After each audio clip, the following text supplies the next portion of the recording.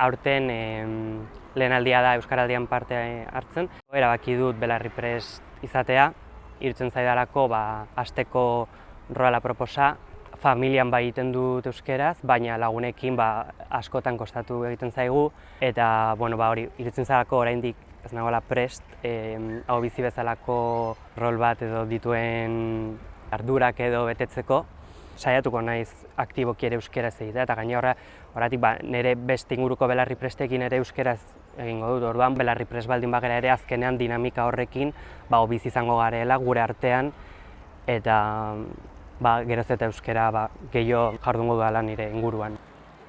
Bultzatzea nire inguruko jendea ikustea prest nagoela eta euskeraz bizi nahi dudala beraiekin.